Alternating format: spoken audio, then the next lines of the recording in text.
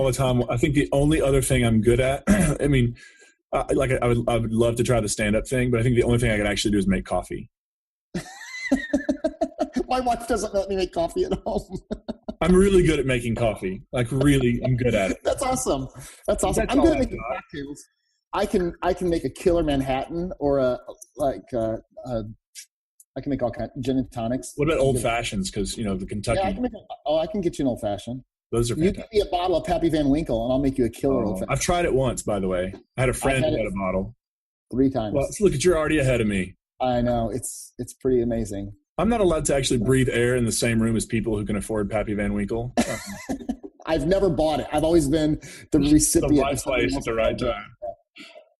So, yeah, I mean, I do feel that I have a sense of, I mean, you can build things, though. You build houses. Like, I literally, Charlie, can't do anything else. Yeah.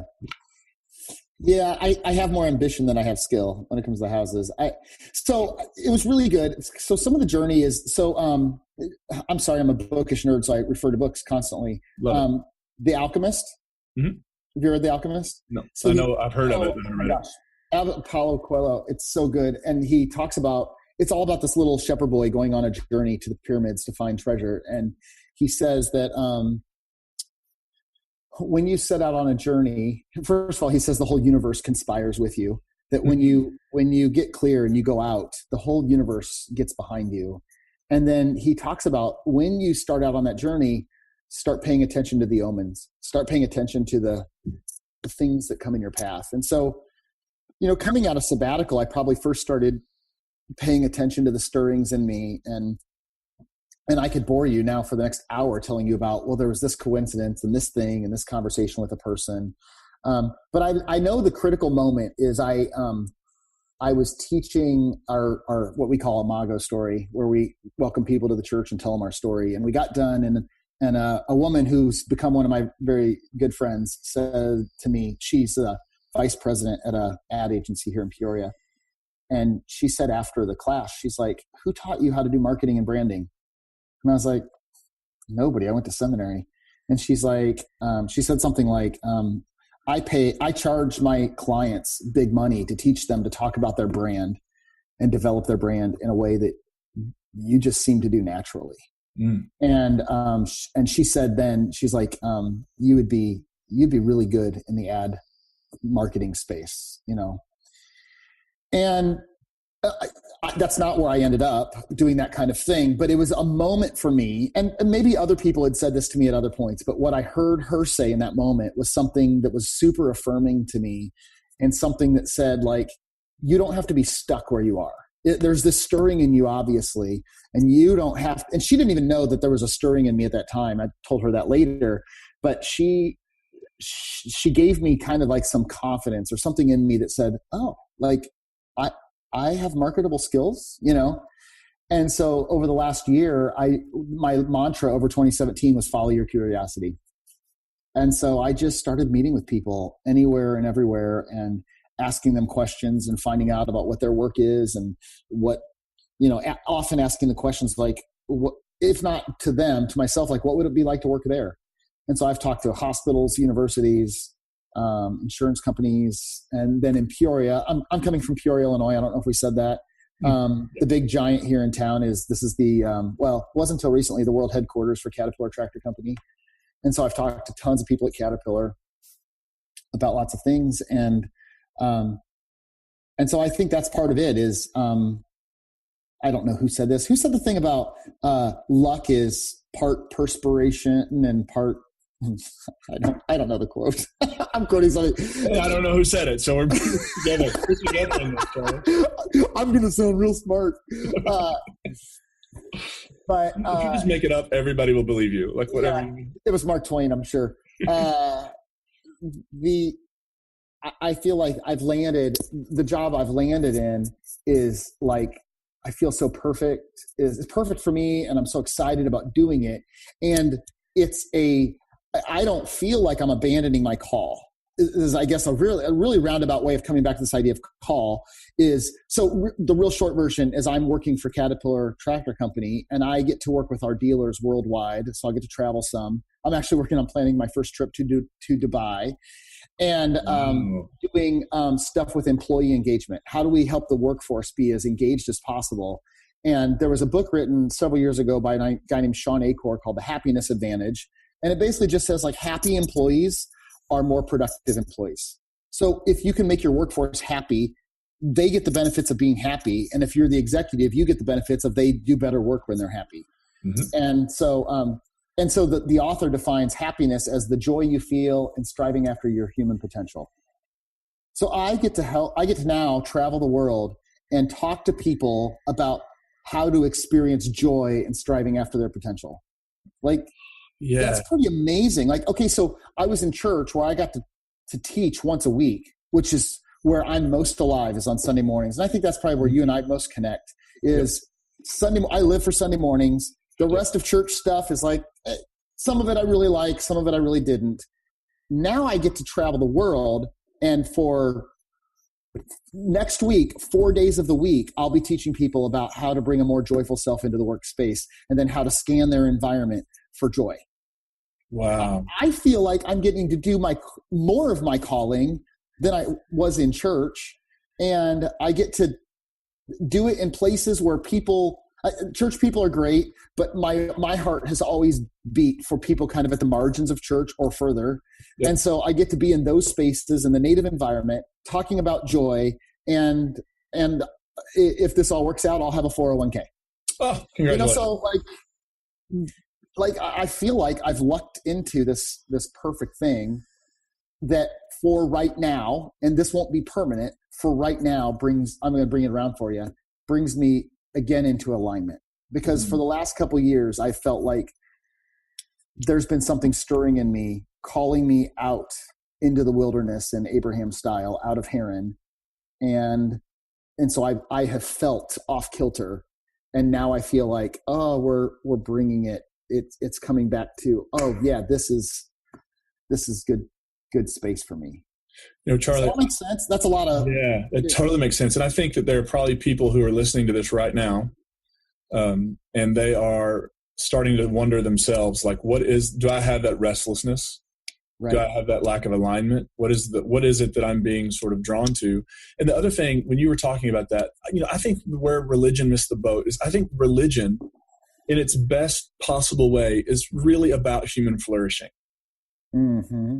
Yes. Right? It's not about escape from the world.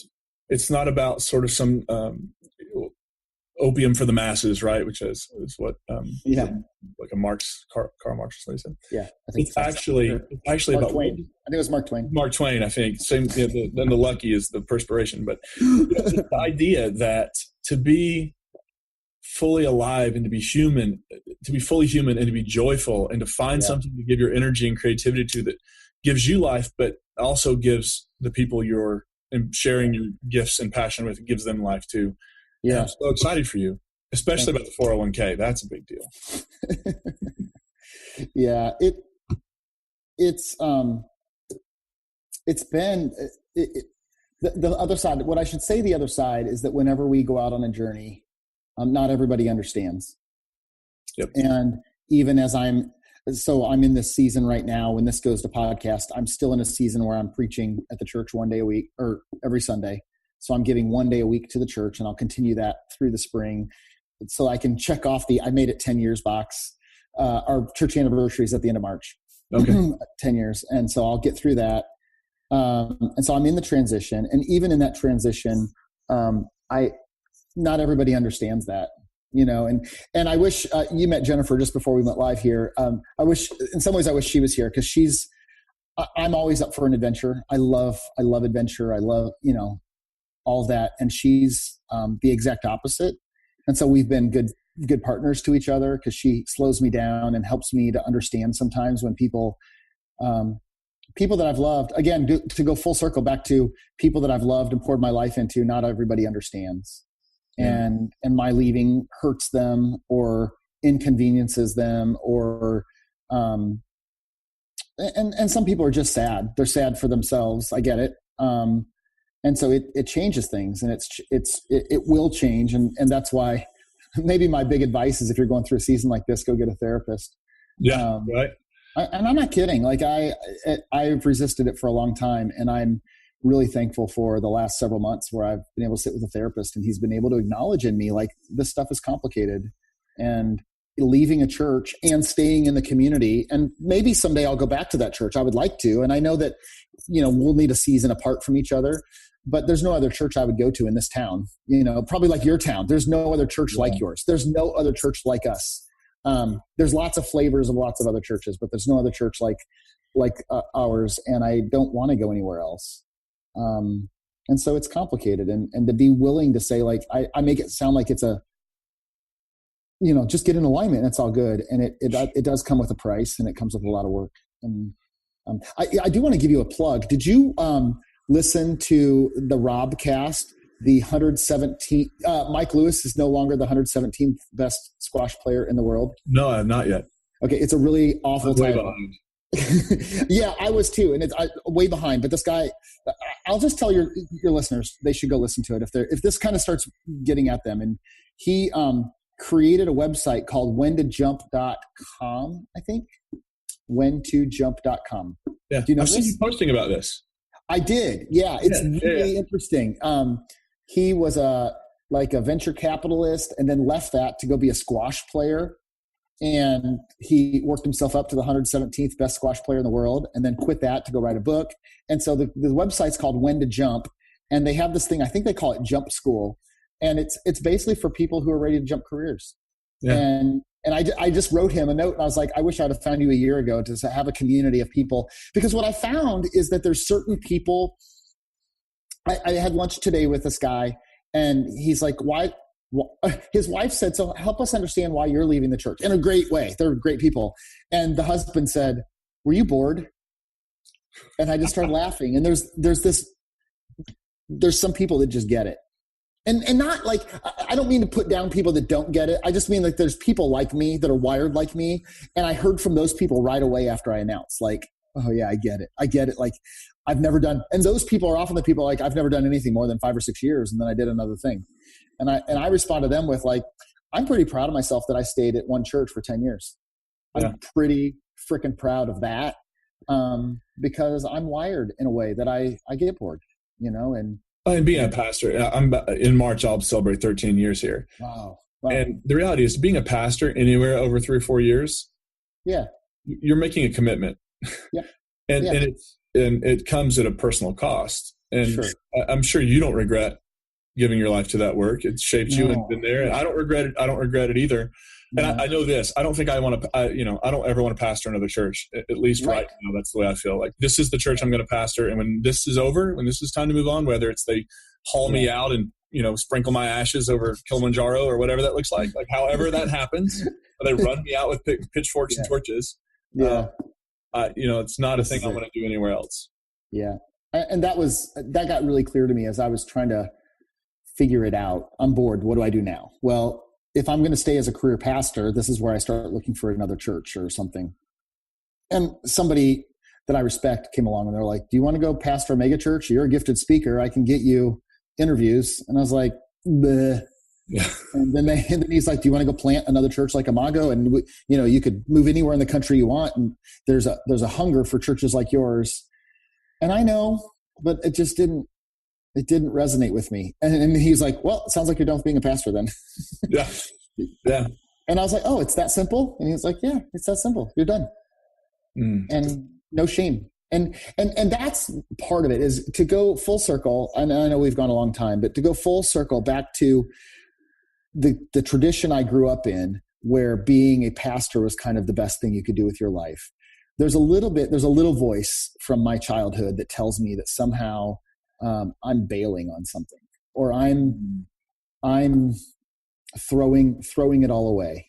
And I've had to work hard with that voice, and I've had to work hard with the interior work to say, like, I haven't. Nothing's wasted. I've given in some ways the best years of my life to the church, and I don't personally feel any shame about leaving. And I've heard people, it's more of a tone in their voice, like incredulous, like, why would you leave the church? Like, what better could you do than being a pastor? And And for me, there's nothing that I feel, like I recognize that voice for the lie that it is. But I hear it from people sometimes that it feels like you're throwing away a